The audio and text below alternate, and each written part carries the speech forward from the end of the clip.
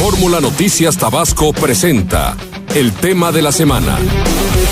Y amigos de Radio Fórmula, en la continuación de este tema de las madres subrogadas, que es un tema polémico, que se está tocando a nivel nacional, también lo hacen especialistas en materia de derecho, como el abogado constitucionalista, el doctor Miguel Carbonell, quien en su visita a Tabasco pues se adentra en este tema, en muchos más, pero nosotros queremos abordar sobre una iniciativa que se está lanzando, estudios que se están haciendo de manera precisa para que en el país pueda operar de manera legal, jurídica, esto de las madres subrogadas. ¿En qué van, Miguel? Y gracias por aceptar la entrevista para Radio Fórmula. Al contrario, es un gusto como siempre.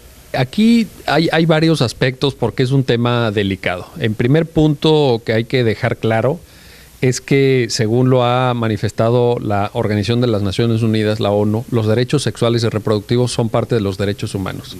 Hay un derecho a la sexualidad, hay un derecho a la reproducción humana y en el momento actual que estamos viviendo, la tecnología permite que ese ejercicio de los derechos sexuales y reproductivos pues se dé de forma distinta como se daba de manera tradicional, vaya. Claro.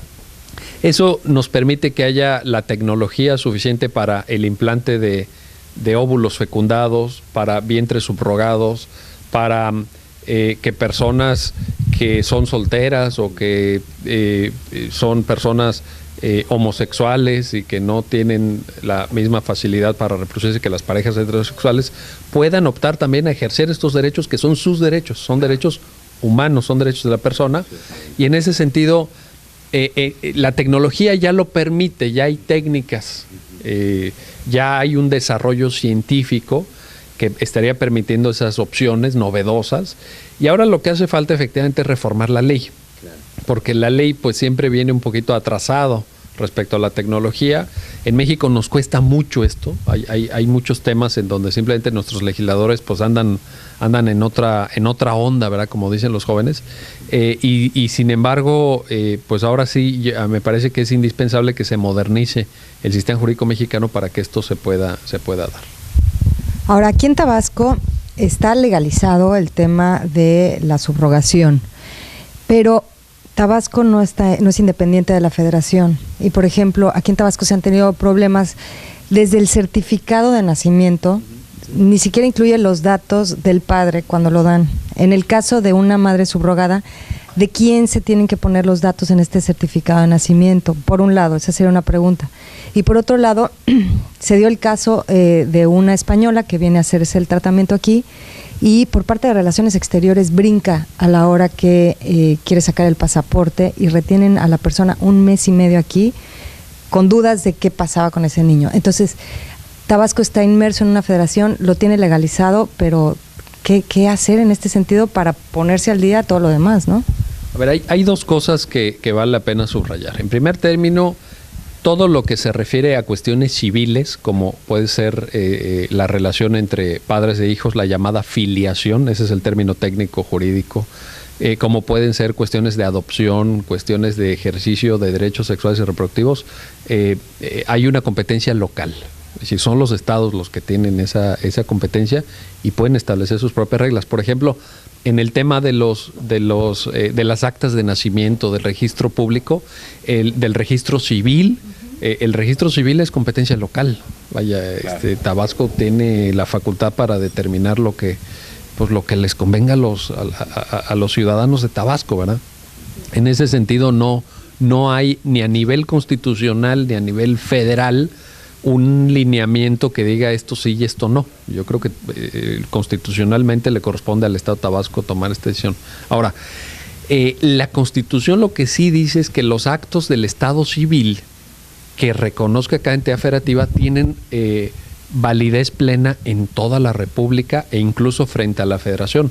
De tal suerte, para contestar muy puntualmente la pregunta, que si el Código Civil de Tabasco dice que ese ejercicio de vientre subrogado, de maternidad subrogada, en favor de esta pareja española o en fin, o brasileña o norteamericana, se corresponde con un ejercicio de paternidad, de maternidad, de filiación, es decir, hay una relación entre padres e hijos, ese acto del Código Civil de Tabasco tiene validez frente a todo y naturalmente a ese ser humano le van a tener que dar su pasaporte y va a tener que o sea, va a poder ejercer su libertad de tránsito para irse a España o para irse a vivir a Colombia o a Brasil o a Estados Unidos o a donde quiera, ¿verdad?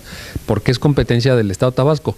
Es lo mismo que pasó en el DF cuando en el DF se aprobó el matrimonio homosexual. El matrimonio homosexual se aprueba en el DF y en los códigos civiles de muchas entidades federativas no estaba previsto. Sin embargo, ese matrimonio no tenía una validez solo en el DF. Esas personas, esas parejas homosexuales estaban casadas, el acto civil se realiza en el DF, pero la validez del acto jurídico es en toda la República.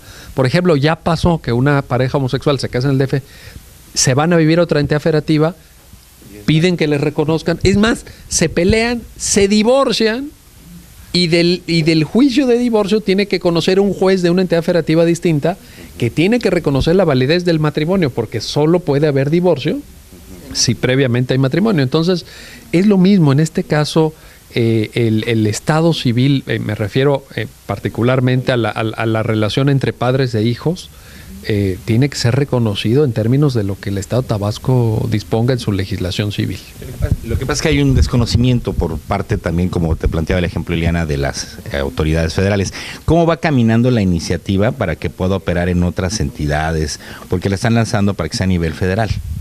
Hay una discusión todavía, no se trata de algo aprobado, hay una idea general para que, no solo porque maternidad subrogada es una de las formas, pero no es ni la única, ni es el único tema. Hay también ahí un tema abierto de investigación con células madre, por ejemplo, investigación con óvulos fecundados que permiten extraer precisamente información de genética, de ADN para, en su caso, poder regenerar órganos que estén dañados y a partir de ahí pues intentar curar pues, enfermedades que tienen las personas. O sea, se trata de un conjunto de temas, por eso yo empecé enmarcándolo en el tema de los derechos sexuales y reproductivos, porque se trata de un conjunto de temas. El propio tema del aborto tampoco está bien resuelto, no está bien resuelto.